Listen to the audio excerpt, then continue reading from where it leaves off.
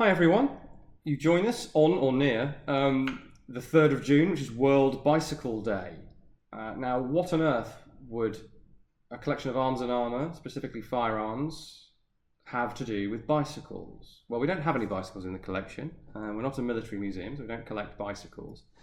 However, if I ever came across a bicycle with the mount for this, well, not this one, that one, I would absolutely collect it in a heartbeat, because this is a really interesting crossover between the world of cycling and the world of firearms. So the one behind me is the conventional Villar Perosa, as it's usually called, named after the factory where it was produced, the Officine di Villar Perosa. But it was actually designed by Abiel Bethel Rivelli. I don't think my pronunciation was quite so successful there, but nonetheless, who was an Italian Piedmontese officer. The design was patented in April 1914, good timing. And it was for what you see here. So, same basic design as the one behind me, which, as I say, was the quote-unquote standard one, which saw limited service from 1916 with Italian troops. This is the British Villar Perosa.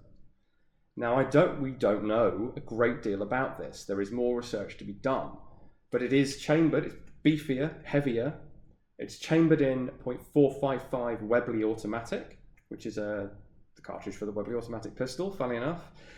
You can tell right away, if you ever see images of this elsewhere, because of the straight magazine, because that pistol cartridge has quite a straight case, whereas the 9mm Crescenti, which is what the standard Villar Perosa is chambered in, has a slight curve in the magazine because the case has more of a taper to it. That's why magazines are curved, incidentally. Depends upon the taper of the cartridge. So, we don't know much about the British history of this, but that's most likely because it didn't really go anywhere. The type saw test and evaluation in 1915, and clearly one was commissioned in a sort of native caliber, but it didn't go anywhere. In fact, the Brits developed a real aversion to submachine guns as a type, or pistol caliber automatic weapons as a class of weapon, and the British Army in particular were not interested until pretty much 1939-40, when it was realised finally that we really needed one. We needed a gangster gun, as they were called in those days. So this is right at the beginning of the history of the submachine gun. So much so that it's not a submachine gun. It chambers a pistol cartridge and it fires automatically, i.e. you hold the trigger down, it keeps firing, but it doesn't have a shoulder stock. Now, admittedly, the Thompson was originally designed without one, but it was actually finished with one, and that's for very good reason. You cannot really be effective as a single operator of a weapon like this unless you can shoulder it, or at least tuck the buttstock under your arm. And there's a reason for that. This is not some primitive attempt at a submachine gun. This is a carefully thought out take on the light machine gun, which was also a new category of weapon in the First World War. So Rivelli went for something with high volume of lower power ammunition, if that makes sense. So this thing will do 1,200 rounds per minute from each barrel.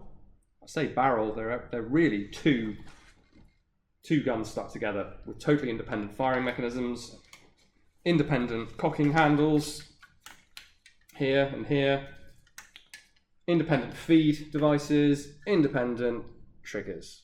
Although the spade grip kind of unifies the whole thing as one weapon. Originally issued with a steel armour plate, which kind of negates the mobility advantage that they were clearly going for with this. And quickly they moved over, as I say, in limited use with the Italian infantry, to a more conventional bipod. So you would still have to sort of run forward, plant it on the ground, and give fire in that way. And as far as I know, for that reason, and probably conservatism about machine guns generally, which everyone was suffering from in 1914-15, it was used as a static defence weapon, first and foremost, not really exploiting its full potential. It saw use also as an aircraft gun because it was available and rapid fire, and First World War aircraft typically had to get close to each other to score a hit anyway. So yeah, the British side of this is fascinating. Hopefully we can find out more. There'll be something in the archive that I've yet to see, I'm sure of that. And the idea of mounting this to a bicycle is a fascinating one. So it was one of the, we have a picture of that to show you. It was one of the Italian originals, and you can see it mounted to the handlebars with a sort of custom mount that clamps around the gun.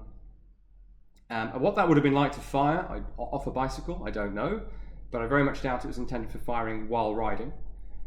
The idea would have been to come to a stop, point the handlebars where you want to shoot, get down behind the sights and give fire in that way.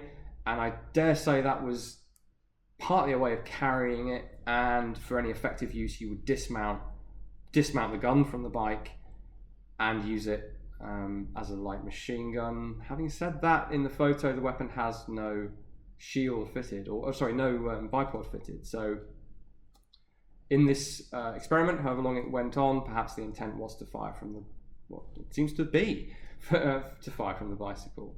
So an interesting connection. The bike itself in the image is a traditional 1910s safety bicycle, as they were known in those days. Very heavy steel frame.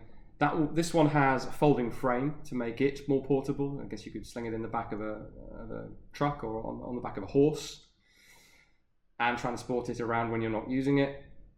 It doesn't really make it much more portable for the rider. So where do bicycle troops come in? Well, the Italian bersaglieri, who were light infantry, come the First World War, had adopted bicycles for mobility, which makes a lot of sense. You know, they're semi-off-road at that time, or at least tough enough to take it off-road. You cover more ground, you don't have to feed them like horses. Made a lot of sense. In fact, bicycles saw a lot of use in the First World War for messengers, and even some combat units like the bersaglieri, but not, sadly or happily, depending on your point of view, with a Villar Perosa mounted to it. That was just an experiment. So I hope you found that of interest. If you'd like to donate to us, and we really appreciate it if you do, we have links in the description. Most excitingly of all, though, we are open again here in Leeds, as well as down at Fort Nelson. Please do come and visit us.